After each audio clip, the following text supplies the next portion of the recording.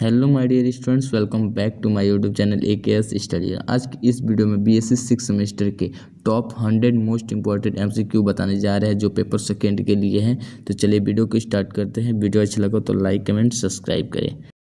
तो चलिए वीडियो को स्टार्ट करते हैं। देखिए क्वेश्चन नंबर फर्स्ट में दिखा है, निम्नलिखित में से कौन सा जैविक कारक का उदाहरण है। तो पहला है शिकार, दूसरा है प्रतियोगिता, तीसरा है मिट्टी का पोषक तत्व, चौथा है परजीविता। तो इसका देखिए, तो इसका आंसर बोले तो इसका आंसर हो जाएगा मिट्टी का पोषक तत्व। जो सी ऑप्शन है वो सही हो जाएगा, क्योंकि मिट्टी के जैविक कारक मिट्टी से संबंधित है। ठीक है, तो आप मिट्टी का पोषक तत्व क्लिक कर दीजिएंगे। ठीक है, क्वेश्चन नंबर 2 को देखेंगे।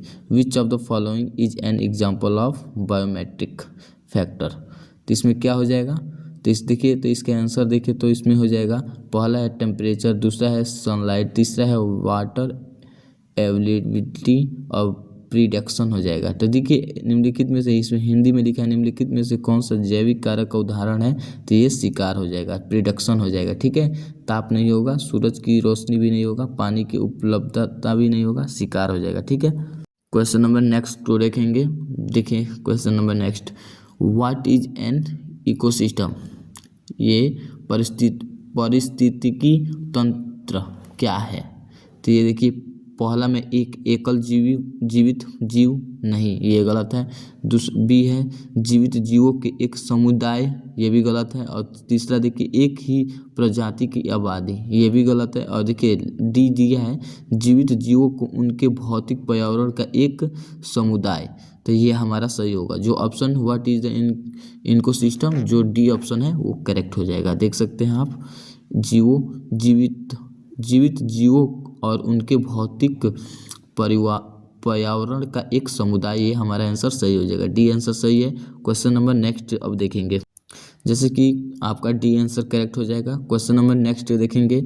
देखिए क्वेश्चन नंबर नेक्स्ट में which of the following is an example of the keystone spaces.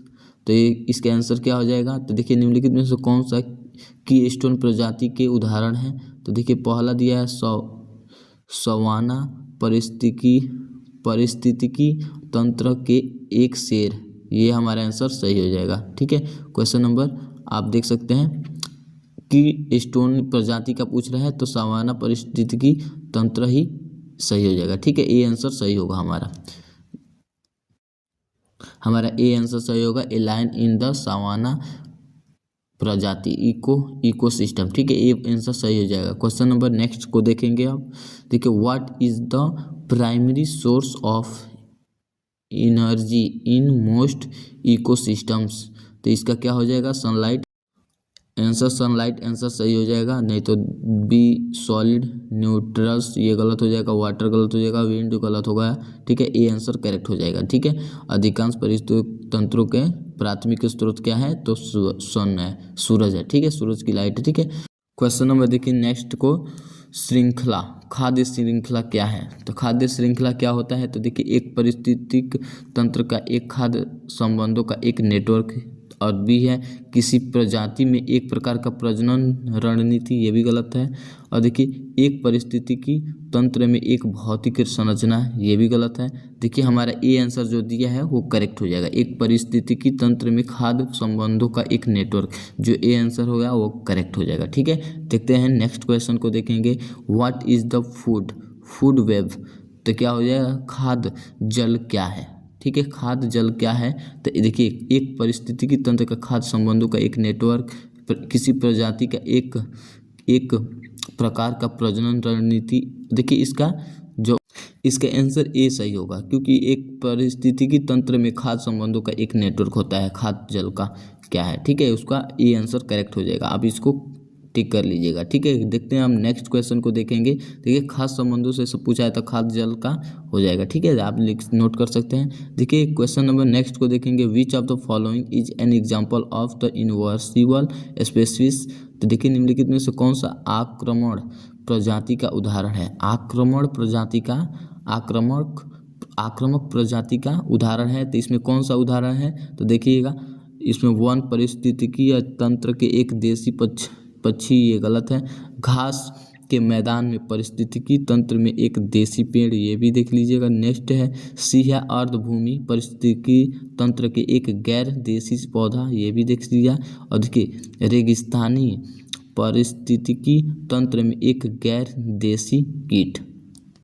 देखिए इसका आंसर हो जाएगा अर्धभूमि पारिस्थितिकी तंत्र में एक गैर देसी पौधा। ये हमारा जो सी ऑप्शन है वो सही हो जाएगा। आप लोग इसे नोट कर सकते हैं, ठीक है। इसका स्क्रीनशॉट भी ले लीजिएगा। और देखिए अर्धभूमि पारिस्थितिकी के तंत्र को गैर देसी पौधा, ये हमारा आक्रामक प्रजाति का उदाहरण है, ठीक है। आप इसे नोट कर लीजिएगा। अब देखिए नेक्स्ट क्वेश्चन पर चलते हैं। आप देखिए इससे पहले इसको नोट कर लीजिए, अपना नोट्स तैयार करते रहिए एग्जाम के लिए। और देखिए क्वेश्चन नंबर नेक्स्ट को देखेंगे, which of the following is an example of the habitat fragmentation. तो देखिए निम्नलिखित में से कौन सा आवास विखंडन का उदाहरण है। इसमें आवास विखंडन का उदाहरण क्या है, तो देखिए इसमें आवास विखंडन का उदाहरण हो जाएगा किसी नदी पर बांध का निर्माण। ये हमारा बी ऑप्शन जो दिया है वो सही हो जाएगा, क्योंकि उसमें आवास विखंडन का उदाहरण पूछा है तो किसी नदी पर बांध का निर्माण को ही आवास विखंडन का उदाहरण है, ठीक है। इसे नोट कर सकते हैं आप लोग।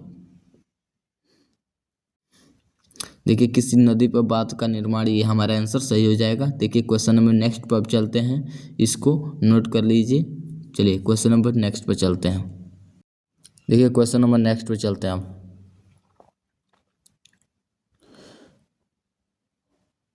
क्वेश्चन नंबर नेक्स्ट देखेंगे तो this ecosystem has the minimum biomass. इसमें मिनिमम बायोमास पूछ रहा है। इस पारिस्थितिकी तंत्र का सर्वाधिक बायोमास है। क्या है इसका बायोमास, तो देखिए पहला दिया है घास का मैदान पारिस्थितिकी तंत्र, दूसरा है तालाब पारिस्थितिकी तंत्र, तीसरा है झील पारिस्थितिकी तंत्र, चौथा है वन पारिस्थितिकी तंत्र। तो इसका आंसर क्या होगा ये आप लोग कमेंट में बताइए, और इसका कमेंट में बताइए आप लोग इसका आंसर। और इसका देखिए हम लोग बताएं तो इसका वन पारिस्थितिकी तंत्र आंसर सही हो जाएगा।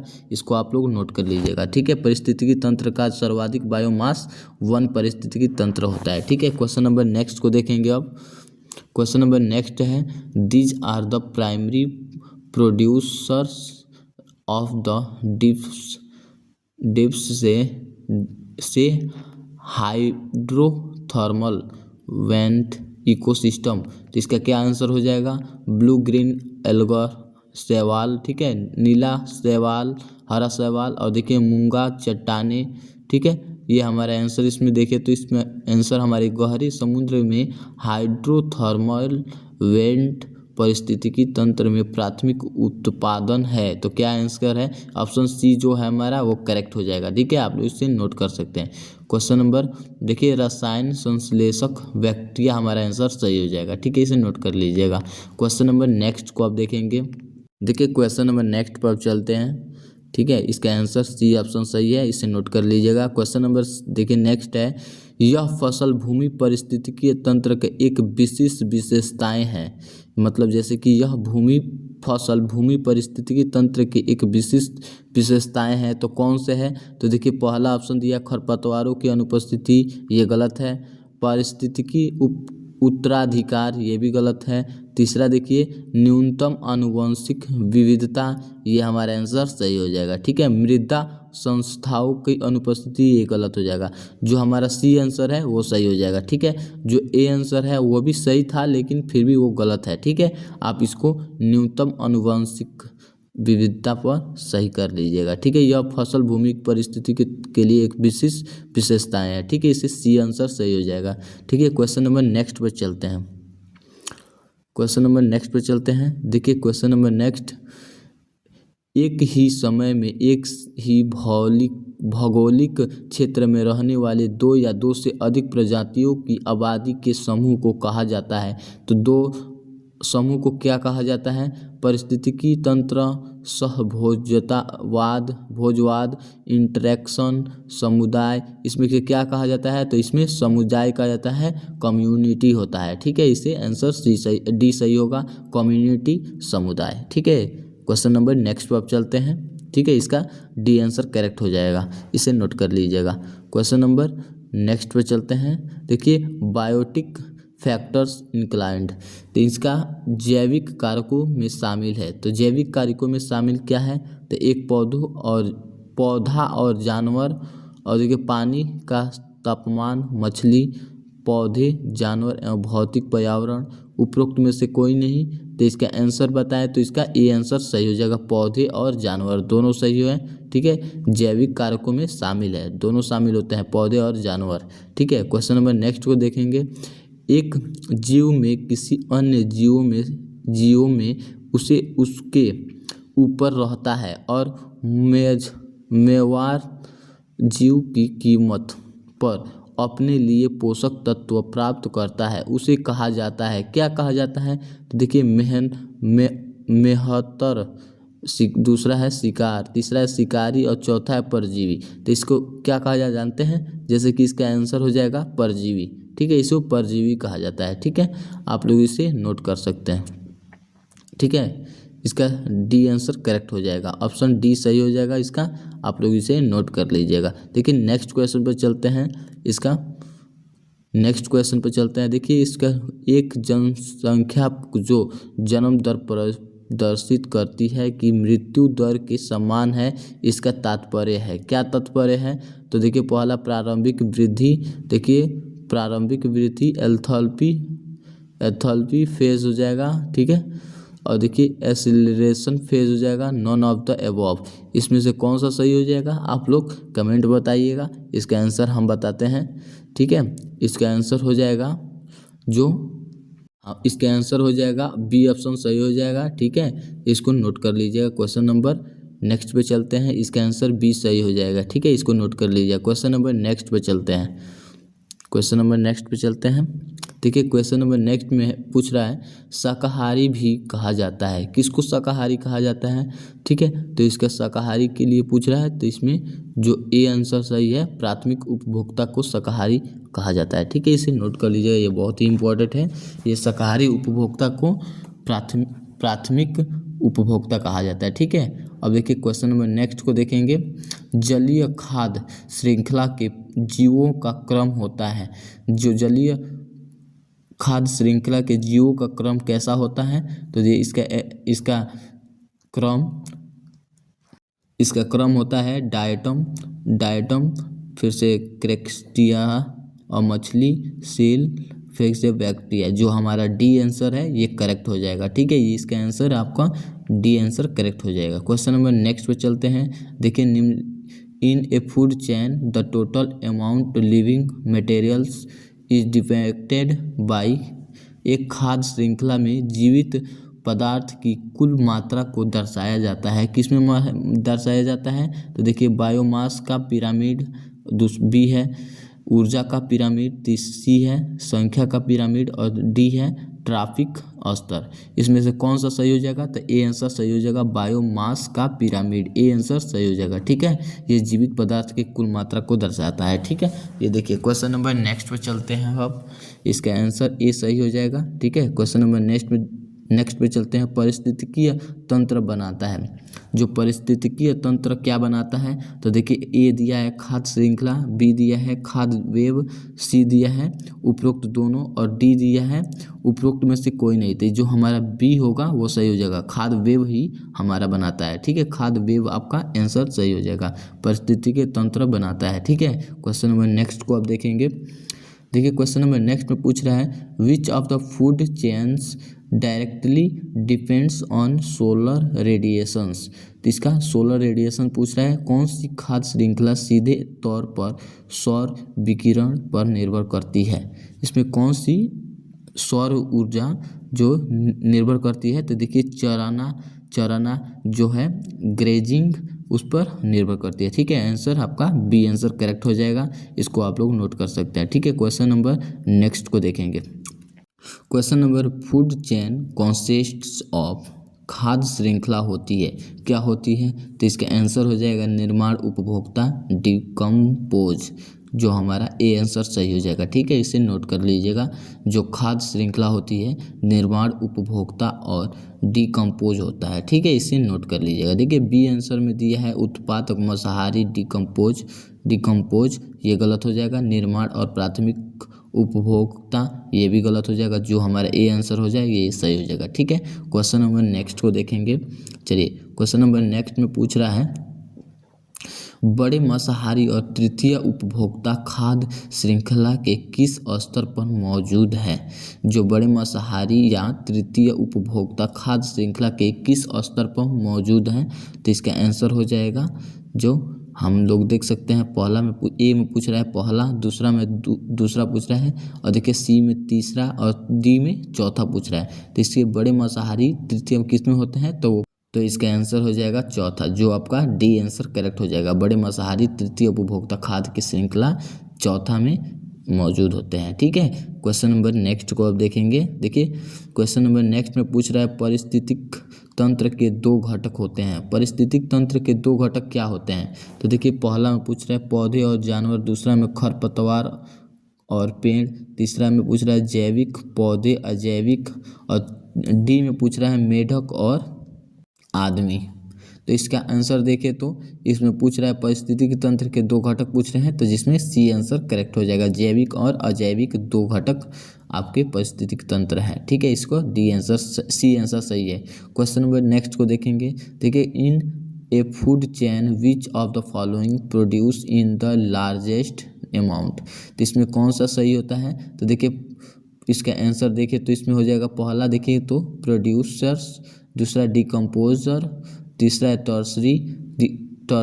तो इसमें ये आंसर हमारा करेक्ट हो जाएगा। ठीक है, इसमें लार्जेस्ट अमाउंट पूछ रहा है तो प्रोड्यूसर हो जाएगा। ठीक है, इसमें ये आंसर सही हो जाएगा। क्वेश्चन नंबर नेक्स्ट में देखेंगे तो खाद्य श्रृंखला के दूसरे क्रम का उपभोक्ता है। दूसरे क्रम का उपभोक्ता कौन सा है? तो देखिए मवेशी लिखा है, हिरन, बाघ, बकरी, इसमें से कौन सा है? तो जो हमारे सेकेंड ऑर्डर कंज्यूमर का जो फूड चेन है वो हमारा टाइगर हो जाएगा, बाघ हो जाएगा। ठीक है, जो आपका आंसर हो जाएगा आप बी सी आंसर सही हो जाएगा। ठीक है, क्वेश्चन नंबर नेक्स्ट देखेंगे, which food energy passes the behaviours to converse? तो देखिए खाद्य शक्ति शाकाहारी से मांस में कब स्थानांतरीय होती है? कब स्थानांतरीय होती है? तो कुछ कम ऊर्जा कम हो गई है। ठीक है, कुछ ऊर्जा कम हो गई है। आपका ए बी आंसर सही हो जाएगा। ठीक है, क्वेश्चन नंबर नेक्स्ट देखेंगे, मांसाहारी है। ए में पूछ रहा है आमतौर पर प्राथमिक उपभोक्ता, बी में पूछ रहा है आमतौर पर द्वितीयक उपभोक्ता, सी में पूछ रहा है आमतौर पर द्वितीयक और तृतीयक उपभोक्ता, और तो डी में पूछ रहा है आमतौर पर उपभोक्ताओं के बजाय डिकम्पोज। तो इसका आंसर हो जाएगा, आप देखें तो इसका आंसर हो जाएगा आमतौर पर जो प्राथमिक उपभोक्ता है वो नहीं होगा, जो तृतीय उपभोक्ता है वो भी नहीं होगा, जो द्वितीय और तृतीय उपभोक्ता होता है वही मांसाहारी होता है। ठीक है, ये सी आंसर करेक्ट हो जाएगा। आप इसको नोट कर लीजिएगा, मांसाहारी है तो कौन सा है? तो आमतौर पर द्वितीय और तृतीय उपभोक्ता ही मांसाहारी है। ठीक है, क्वेश्चन नंबर नेक्स्ट को देखेंगे, किसी निर्दिष्ट क्षेत्र में प्राथमिक उत्पादक की संख्या अधिक होगी। किसकी संख्या अधिक होगी? तो देखिए तालाब, पारिस्थितिकी तंत्र बी है, घास के मैदान सी है, रेगिस्तान, और डी है वन पारिस्थितिकीय तंत्र। इसमें कौन सा सही हो जाएगा आंसर? इसका आंसर देखें तो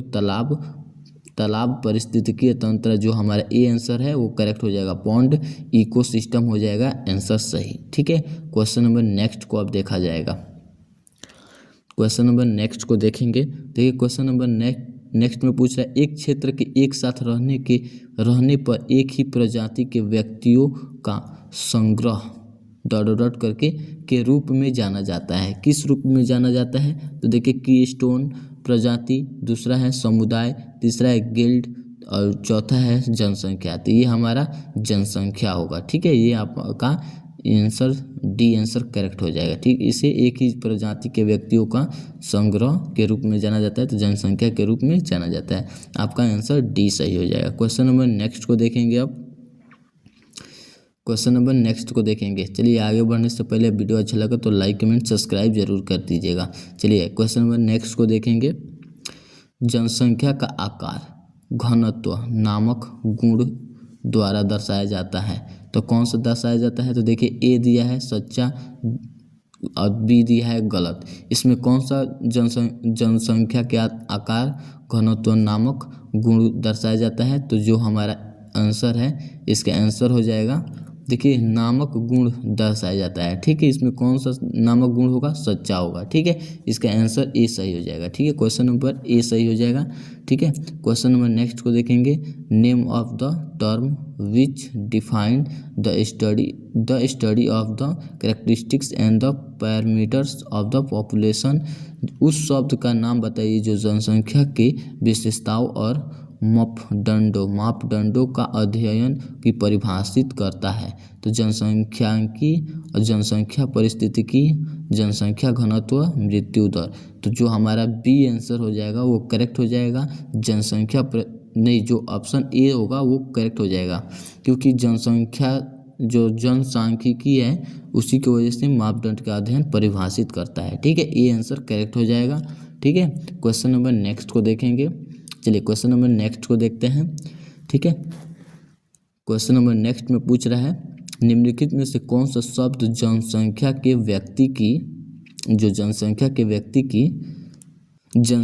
व्यक्ति की परिस्थितिकी अनुक्रमण के मेघवती विकसितात्मक चरण की कहा जाता है, चरण को कहा जाता है, क्या कहा जाता है? तो इसका आंसर देखें तो पहला में दिया है एक्सिस, और देखिए चरमोत्कर्षक, और जो डी है नग्रता। जो हमारा डी आंसर करेक्ट हो जाएगा, इसको नोट कर लीजिएगा, नग्रता। ठीक है, क्वेश्चन नंबर नेक्स्ट में देखेंगे तो द्वितीयक उत्तराधिकारी के बारे में यह सत्य है।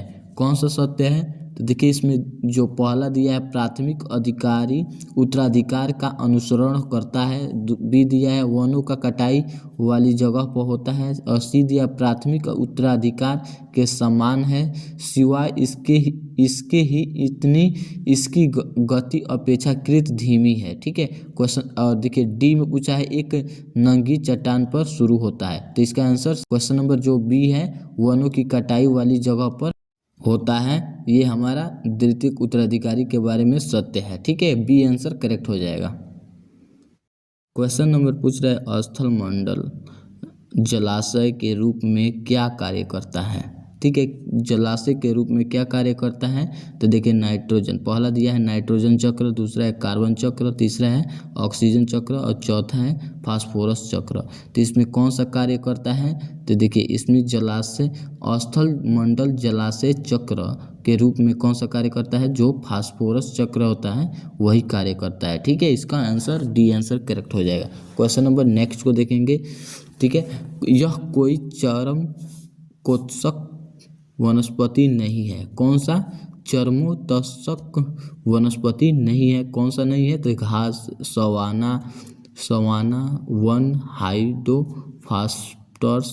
तो इसमें से कौन सा सही है? ठीक है, इसमें नहीं है। कौन सा चरमोत्कर्षक नहीं वनस्पति नहीं है? तो कौन सा नहीं होगा? तो इसका आंसर देखें तो इसमें जो हाइड्रोफास्टाइड्स जो है फाइटाइड्स, वो आंसर सही हो जाएगा, डी आंसर सही हो जाएगा। ठीक है, क्वेश्चन नंबर नेक्स्ट को देखेंगे, इसका डी आंसर सही था। क्वेश्चन नंबर नेक्स्ट को देखेंगे कि पारिस्थितिक उत्तराधिकार के बारे में यह बात गलत है।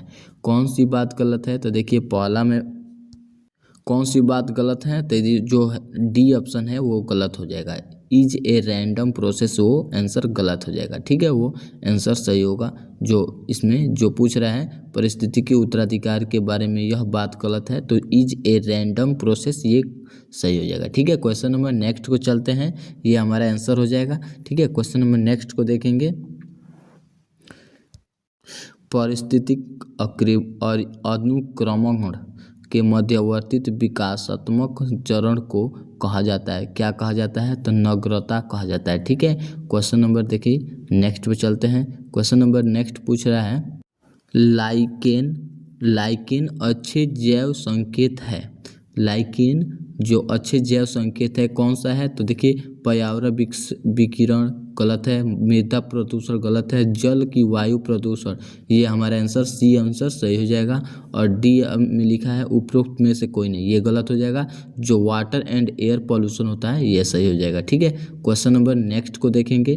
देखिए क्वेश्चन नंबर नेक्स्ट में पूछा है धब्बेदार पंखों वाले एक कीट जो अपने गहरे रंग के कारण पृष्ठभूमि को घुलने मिलने में सक्षम होता है कहा जाता है, उसे क्या कहा जाता है? तो पहला है औद्योगिकी मेलानिज्म, और दूसरा है अनुकूलन, और तीसरा है शिकार, तीसरा है डी है विकास। ठीक है, तो इसमें कौन सा आंसर सही हो जाएगा? जिसे धब्बेदार कीटों का एक कीट है जिसका बदल लेता है, जैसे कि भूमि पृष्ठ में घुल मिल जाता है, तो उसका हो जाएगा औद्योगिकी मेलानाजिम।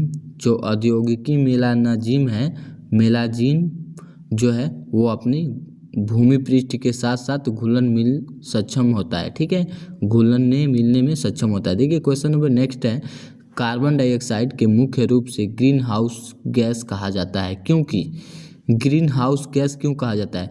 क्योंकि गर्मी को फैलाता है। ठीक है, क्वेश्चन नंबर जो है उसका आंसर ए सही हो जाएगा। ठीक है, गर्मी को फैलाता है। और देखिए बी में लिखा है जाल प्रकाश, ये गलत है। और सी में लिखा है गर्म धाराओं का फैलाना, ये भी गलत है। और डी भी गलत है। जो हमारा ए आंसर होगा वो करेक्ट हो जाएगा। ठीक है, क्वेश्चन नंबर नेक्स्ट को देखेंगे। ग्रीन हाउस गैसें वे हैं जो रक्त विकिरण को अवशोषित और उत्सर्जित करती है। उदाहरणों में शामिल है, कौन सा शामिल है? देखिए पहला है नाइट्रोजन, दूसरा में ओजोन, तीसरा में आर्गन, तीसरा में उपरोक्त में से कोई नहीं। तो जो हमारा बी आंसर है ओजोन, वो सही हो जाएगा। ठीक है, क्वेश्चन नंबर जो बी है ओजोन सही हो जाएगा। ठीक है, क्वेश्चन नंबर नेक्स्ट देखेंगे, इसमें ओजोन आंसर सही हो जाएगा। ठीक है, बी आंसर करेक्ट कर लीजिएगा। क्वेश्चन नंबर नेक्स्ट को देखेंगे। क्वेश्चन नंबर नेक्स्ट पे चलते हैं, इसका आंसर ओजोन सही था। ठीक है, क्वेश्चन नंबर नेक्स्ट पे चलते हैं, इसका आंसर देखा जाएगा। क्वेश्चन पूछ रहा है जलवायु परिवर्तन के कारण वेक्टर प्रजातियों में मौसमी संचारण होने पर क्या होता है? तो इसका आंसर दिया है बीमारियों का प्रसारण बढ़ना, और दूसरा है बीमारियों का प्रसारण कम हो गया, और तीसरा है वेक्टर प्रजाति स्तर स्वयं मर जाती है। ठीक है, क्वेश्चन और डी में पूछा है वेक्टर प्रजाति बीमारी नहीं फैलाती। तो इसका आंसर क्या होगा?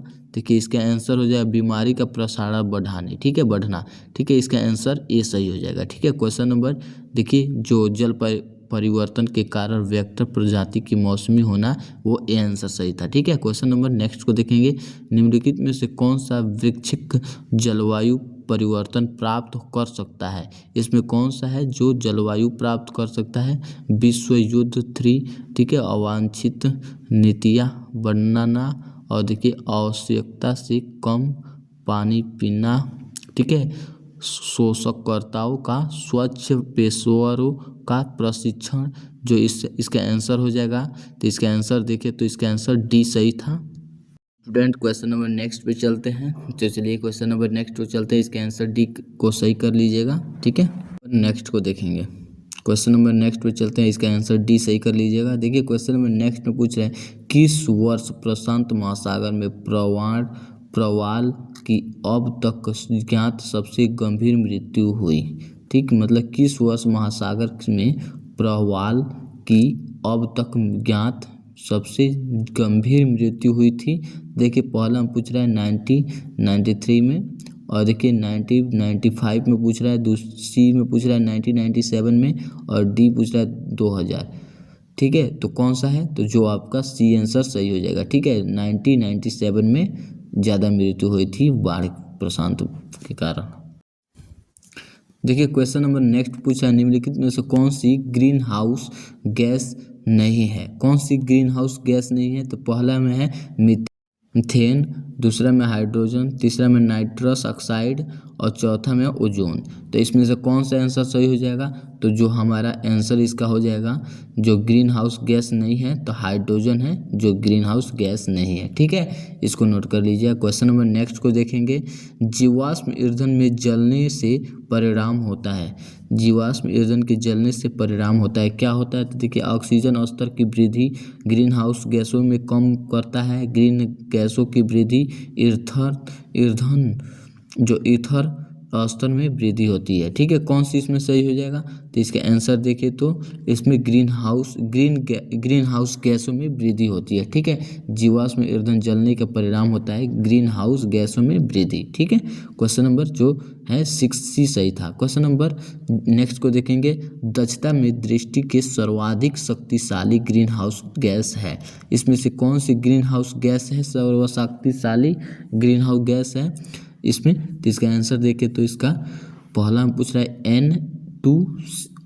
N2O और देखिए दूसरा में पूछ रहा है C2O और सी में पूछ रहा है CFC और डी में पूछ रहा है CH4। तो इसका आंसर हो जाएगा जो CFC है वो आंसर सही हो जाएगा, सी आंसर करेक्ट हो जाएगा। ठीक है, दक्षता की सर्वाधिक शक्तिशाली ग्रीन हाउस गैस है।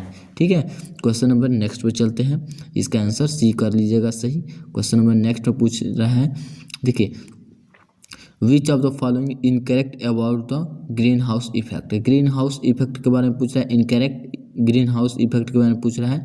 देखिए तो इसका आंसर देखें तो देखिए ग्रीन हाउस प्रभाव के बारे में निम्नलिखित में से कौन सा गलत है इसमें पूछ रहा है। तो पहला में पूछा है ग्रीन हाउस प्रभाव के कारण पृथ्वी पर जीवन संभव है। ठीक है, पृथ्वी पर जो ग्रीन हाउस के प्रभाव के कारण पृथ्वी पर जीवन संभव है। ठीक है, ग्रीन हाउस प्रभाव के प्राकृतिक प्रक्रिया है जो पृथ्वी के तापमान को बनाए रखती है। और सी है ग्रीन हाउस गैसों में उत्सर्जन जितना अधिक होगा पृथ्वी की वायुमंडल में तापमान उतना ही अधिक होगा। ठीक है, और डी में पूछ रहा है ग्रीन हाउस गैसों को बढ़ता उत्सर्जक एक प्राकृतिक प्रक्रिया है। तो इसका जो डी आंसर है वो करेक्ट हो जाएगा। ठीक है, इसे नोट कर लीजिएगा, ग्रीन हाउस गैसों में बढ़ता उत्सर्जन एक प्रक्रिया है। ठीक है, क्वेश्चन नंबर नेक्स्ट को देखेंगे, which of the naturally occurring greenhouse gas, कौन सी प्राकृतिक रूप में पाई जाने वाली ग्रीन हाउस गैस नहीं है। इसमें कौन सी ग्रीन हाउस गैस नहीं है? तो इथेन होगा जो ग्रीन हाउस गैस नहीं है। ठीक है, आप इसे नोट कर सकते हैं। नाइट्रस ऑक्साइड है, ये ग्रीन हाउस गैस है, और मीथेन है, कार्बन डाइऑक्साइड भी है, इथेन है जो ग्रीन हाउस गैस नहीं है। ठीक है, क्वेश्चन नंबर नेक्स्ट को देखेंगे, देखिए क्वेश्चन पूछ रहा है कार्बन पृथक्करण क्या है।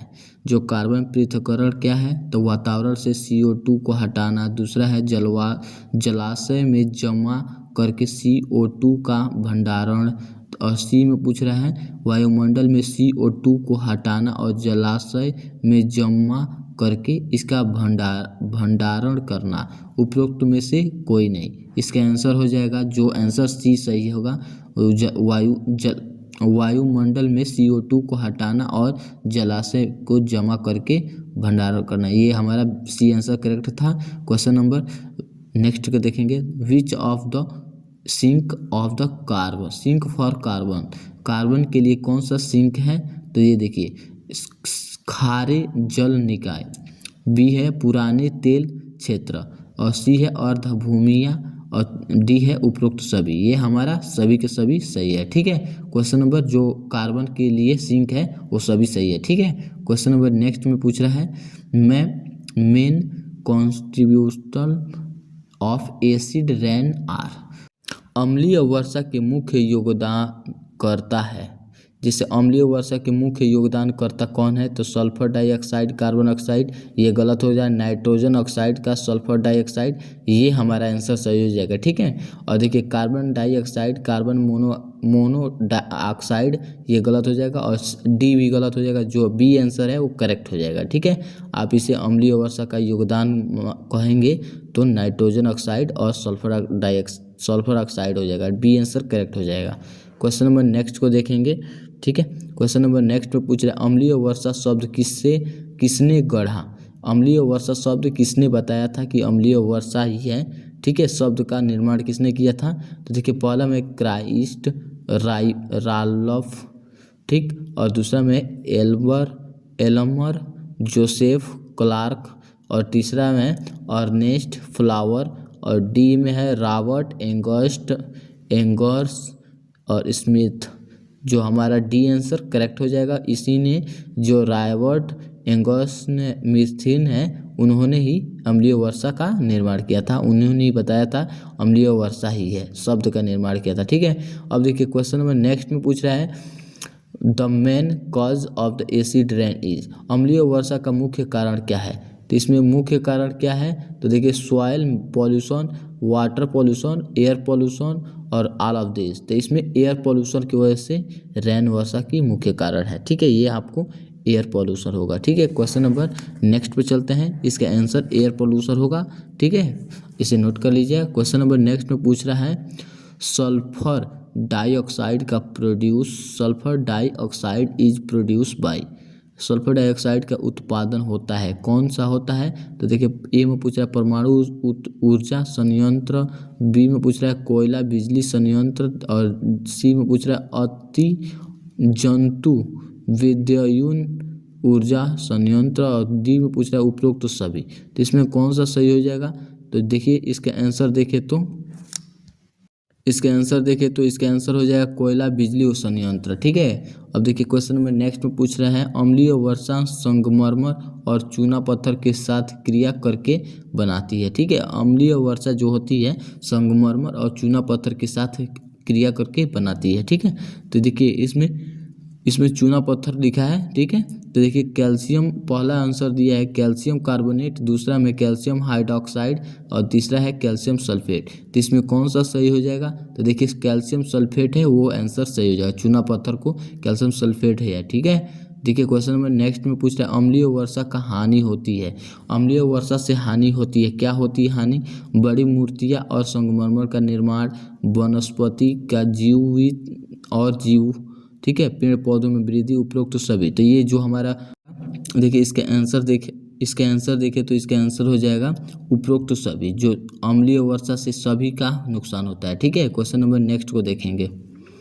क्वेश्चन नंबर नेक्स्ट में उपरोक्त सभी लोग नोट कर लीजिएगा। क्वेश्चन नंबर नेक्स्ट में देखेंगे ताजमहल को क्षति पहुंचाने का मुख्य कारण है, ताजमहल को क्षति पहुंचाने का, उसको हानि पहुंचाने का मुख्य कारण क्या है। देखिए तो ऑप्शन में दिया है जल प्रदूषण, दूसरा में मृदा प्रदूषण, तीसरा में है अम्लीय वर्षा और चौथा में है कोहरा। इसमें से कौन सा है, तो अम्लीय वर्षा ताजमहल को क्षति पहुंचाने का मुख्य कारण है। ठीक है, इसको सी आंसर करेक्ट हो जाएगा। ठीक है, क्वेश्चन नंबर नेक्स्ट को देखेंगे। अब देखिए क्वेश्चन नंबर नेक्स्ट में पूछ रहा है good ozone is found in the, अच्छा ओजोन पाया जाता है, अच्छा ओजोन कहाँ पाया जाता है, पहले ये बताइए। देखिए इसको कमेंट में बताइए अच्छा ओजोन कहाँ पाया जाता है, तो इसमें आंसर बताएं। तो देखिए पहला में पूछा है समात मंडल। ठीक है, जो ए आंसर है उसी में पाया जाता है। ठीक है, क्वेश्चन नंबर नेक्स्ट को देखेंगे why is the difficult is recycle plastic, तो इसका क्या हो जाएगा, प्लास्टिक का पुनर्चक्र करना कठिन क्यों है, जो पुनर्चक्रण करना कठिन क्यों होता है। ठीक है, प्लास्टिक का, तो यह बहुत कठिन है और ये देखिए यह चिपकने वाला है। ठीक है, और यह विभिन्न आकारों का होता है और इसमें विभिन्न प्रकार के पॉलीमर रेजिन होते हैं। इसमें कौन सा सही हो जाएगा, तो देखिए डी आंसर करेक्ट हो जाएगा, इसमें विभिन्न प्रकार के पॉलीमर रेजिन होते हैं। ठीक है, ये आंसर सही हो जाएगा। ठीक है, क्वेश्चन नंबर डी सही है। क्वेश्चन नंबर नेक्स्ट को देखेंगे निम्नलिखित में से कौन सा व्यक्तिगत स्तर पर किया जाता है, कौन सा व्यक्तिगत स्तर पर किया जाता है, तो जलाना, निपटाना और पुनर्चक्रण स्रोत का कर्म। ठीक है, स्रोत का कर्म। ठीक, इसमें से कौन सा व्यक्तिगत को स्तर पर किया जाता है, तो इसको देखिए इसका आंसर देखिए तो हो जाएगा स्रोत का कर्मी, स्रोत में कमी, जो हमारा डी आंसर हो जाएगा ये सही होगा। ठीक है, सोर्स रिडक्शन होता है। ठीक है, क्वेश्चन नंबर नेक्स्ट को देखेंगे खाद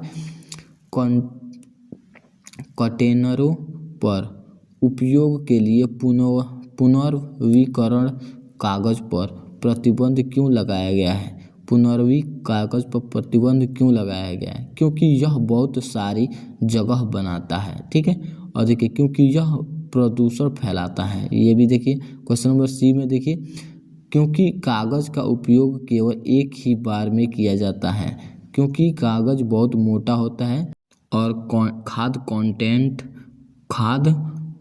कंटेनरों को ढक नहीं सकता। ठीक है, बस तो इसका बी आंसर करेक्ट हो जाएगा क्योंकि यह प्रदूषण फैलाता है। ये हमारा बी आंसर करेक्ट हो जाएगा। ठीक है, क्वेश्चन नंबर नेक्स्ट पे चलते हैं। देखिए, निम्नलिखित में से किस योजना का उपयोग अवशिष्ट प्रबंधन योजना के रूप में किया जाता है? ठीक है, निम्नलिखित में से किस योजना का उपयोग अपशिष्ट प्रबंधन योजना के रूप में किया जाता है? तो ये देखिए, इसके आंसर देखिए तो पुनः उपयोग का योजना, एकीकृत योजना, देखिए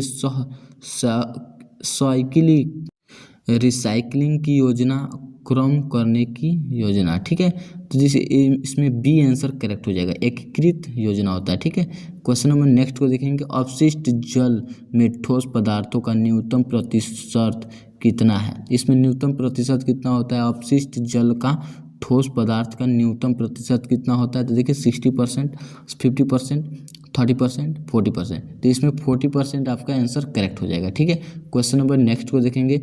what is the colour of the specific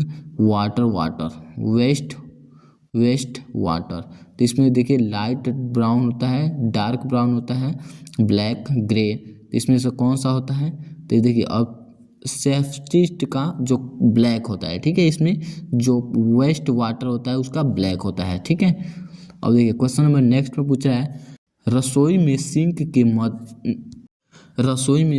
के निकलने वाला अपशिष्ट जल कहलाता है, क्या कहलाता है? तो देखिए भूरा पानी, पीला पानी, काला पानी, भूरा पानी। देखिए अपशिष्ट जल होता है वो कैसे कलर का होता है, किस रंग का होता है, आप लोग पता ही होगा।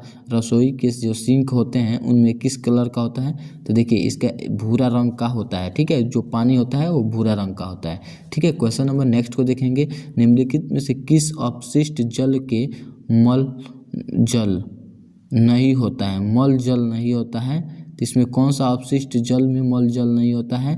तो देखिए सीवरेज, भूरा पानी, मैलापन, मल जल जो होता है, तो मैलापन जो होता है उसमें अपशिष्ट जल में मल जल नहीं होता है। ठीक है, क्वेश्चन नंबर नेक्स्ट को देखेंगे। सीवेज कीचड़ के पुनः उपयोग के लिए प्रयुक्त शब्द क्या है? प्रयुक्त शब्द क्या है? तो देखिए इसका आंसर देखिए तो इसका आंसर हो जाएगा बायोसॉलिड, स्वाभाविक, ठोस, और देखिए खाद्य, और देखिए खाद, और देखिए ठोस। इसमें से देखिए ए आंसर जो करेक्ट हो जाएगा। ठीक है, बायोसॉलिड होता है वो आंसर करेक्ट हो जाएगा। ठीक है, क्वेश्चन नंबर नेक्स्ट को देखेंगे। सेप्टिक टैंक प्रणालियों में उपलब्ध कराए गए दो टैंकों के क्या कार्य है? दो टैंक होते हैं। सेफ्टी टैंक के प्रणालियों के उपलब्ध कराया गए दो टैंकों का कार्य क्या होता है? तो देखिए इसका दो टैंकों का कार्य होता है काले और भूरे पानी का विभाजित करे। ठीक है, वो काले और भूरे भाग का विभाजित करता है, वो बी आंसर करेक्ट हो जाएगा। क्वेश्चन नंबर नेक्स्ट को देखेंगे। निम्नलिखित में से कौन सा अपशिष्ट जल उपचार का पारंपरिक तरीकों का विरोध करता है? कौन सा पारंपरिक तरीकों का विरोध करता है? तो दुर्गम्य कार्बनिक पदार्थ, प्राथमिकता वाले प्रदूषक, और देखिए निलंबित ठोस, और देखिए डी में पूछा है पोषक तत्व। तो जो ए है आंसर करेक्ट हो जाएगा। ठीक है, दुर्दम्य कार्बनिक पदार्थ है वो सही हो जाएगा। ठीक है, क्वेश्चन नंबर नेक्स्ट को देखेंगे। अब क्वेश्चन नंबर नेक्स्ट में क्या पूछ रहा है इसको देखेंगे। क्वेश्चन नंबर नेक्स्ट में पूछा, निम्नलिखित में से कौन सा अपशिष्ट जल घट्य रासायनिक स्थिरीकरण द्वारा हटा दिया जाता है? कौन सा स्थिरीकरण हटा दिया जाता है? तो देखिए इसका आंसर देखिए तो इसमें पहला पूछ रहा है निलंबित ठोस धातु, दूसरा धातु, तीसरा फास्फोरस, तीसरा BOD। कौन सा हो जाएगा आंसर इसमें? तो देखिए इसका आंसर देखिए तो इसमें आंसर जो फास्फोरस है वो करेक्ट आंसर होगा। ठीक है, क्वेश्चन नंबर नेक्स्ट को देखेंगे। क्वेश्चन नंबर नेक्स्ट पे चलते हैं, इसका फास्फोरस आंसर सही हो जाएगा। ठीक है, क्वेश्चन नंबर नेक्स्ट में देखेंगे। निम्नलिखित में से कौन अपशिष्ट जल में भारी अक्रिय पदार्थ के प्रतिनिधित्व करता है? कौन सा भारी प्रतिनिधित्व करता है? देखिए अपशिष्ट जल में पूछ रहा है। ठीक है, तो इसमें कौन सा हो जाएगा? तो ए में पूछ रहा है स्क्रीन, दूसरा में धैर्य, तीसरा में मलबा, और चौथा में पूछ रहा है बर्बादी। तो इसमें धैर्य होगा। ठीक है, क्वेश्चन नंबर नेक्स्ट को देखेंगे। अपशिष्ट जल के लिए पर्याप्त हेड हासिल करने के लिए निम्नलिखित में से कौन सी प्रक्रिया अपनाई जाती है। देखिए पर्याप्त हासिल करने के लिए कौन सी अपनाई जाती है, तो विकिरण देखिए ऑक्सीकरण जो होता है ये करेक्ट हो जाएगा, ठीक है, बी आंसर करेक्ट हो जाएगा ऑक्सीकरण, ठीक है। देखिए पंपिंग, इस आंसर को बताइएगा, इसका आंसर बताइए, कमेंट में बताइए। जो अपशिष्ट जल के पर्याप्त हेड हासिल करने के लिए है, इसका क्या आंसर हो जाएगा, ऑक्सीकरण या पंपिंग, दोनों में से जो आंसर होगा कमेंट में बताइए। ठीक है, क्वेश्चन नंबर नेक्स्ट में देखेंगे, जानवरों का व्यवहार इससे प्रभावित होता है। इससे प्रभावित है किससे, तो आनुवंशिक कारक, पर्यावरणीय कारक, आनुवंशिक और पर्यावरणीय दोनों कारक। देखिए इसमें से दोनों में से कौन सा सही होगा, तो देखिए जो जानवरों का व्यवहार इससे प्रवाहित होता है, किसके कारण प्रवाहित होता है, देखिए आनुवंशिक और पर्यावरणीय दोनों के कारक वो प्रभावित होता है। ठीक है, क्वेश्चन नंबर नेक्स्ट में देखेंगे, निम्नलिखित में से कौन सा जन्मजात व्यवहार का उदाहरण है। देखिए क्वेश्चन नंबर कौन सा है, देखिए क्वेश्चन नंबर में पूछ रहा है कौन सा जन्मजात व्यवहार का उदाहरण होता है। ठीक है, learning to ride a bicycle, और देखिए बिल्डिंग ए नियरेस्ट, और देखिए अवॉइडिंग ए प्रीडक्टर, और देखिए सॉल्विंग ए माज। ठीक है, इसमें से कौन सा है होगा सही, तो देखिए इसके आंसर देखें तो इसमें जो जन्मजात व्यवहार का उदाहरण दिया जाए तो इसमें हो जाएगा अवॉइडिंग ए प्रेडेटर होगा, आंसर सही हो जाएगा, सी आंसर करेक्ट था। ठीक है, क्वेश्चन नंबर निम्नलिखित में से कौन सा जन्मजात का व्यवहार है, शिकारी से बचना। ठीक है, ये आंसर सी सही था। ठीक है, क्वेश्चन नंबर नेक्स्ट को देखेंगे, जानवरों में संचार इसके माध्यम से हो सकता है, किसके माध्यम से हो सकता है, तो देखिए क्वेश्चन नंबर नेक्स्ट में जानवरों के संचार किसके माध्यम से हो सकता है, देखिए दृश्य संकेत, श्रवण संकेत, रासायनिक संकेत, उपरोक्त सभी। कौन सा होगा सही, तो उपरोक्त सभी, क्योंकि जानवरों से बचने का माध्यम हो सकता है और सभी हो सकता है। ठीक है, किसी तरह से बचना ही है ना।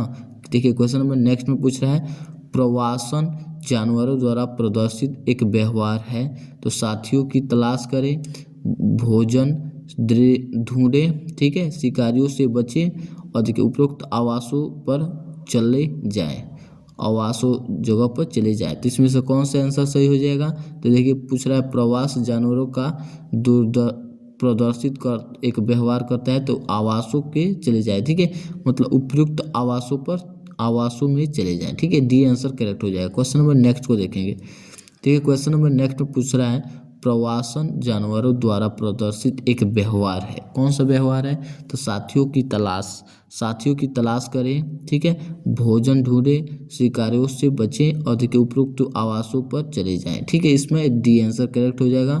ठीक है, उपयुक्त आवासों पर चले जाएं, अच्छे स्थान पर चले जाएं, इसका आंसर हो जाए। ठीक है, निम्नलिखित में से कौन सा स्कैडियन लय का उदाहरण है, स्कैडियन लय का उदाहरण है, तो कौन सा होगा, तो देखिए आंसर देखें तो हाइबरनेशन।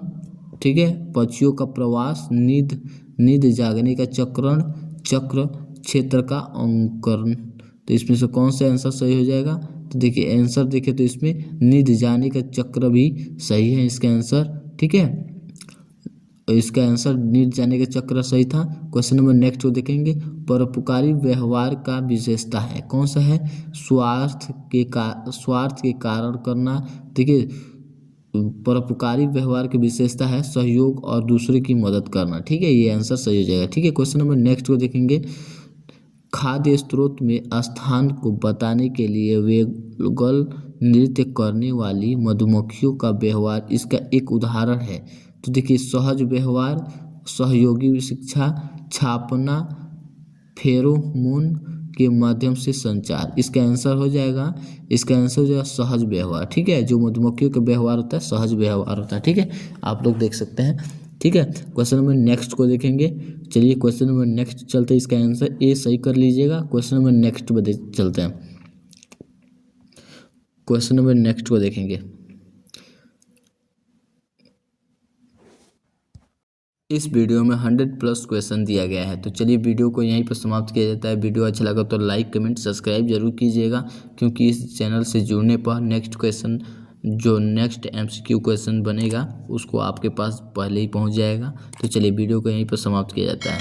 वीडियो अच्छा लगा तो लाइक कमेंट सब्सक्राइब जरूर कीजिएगा। Thank you for watching my video.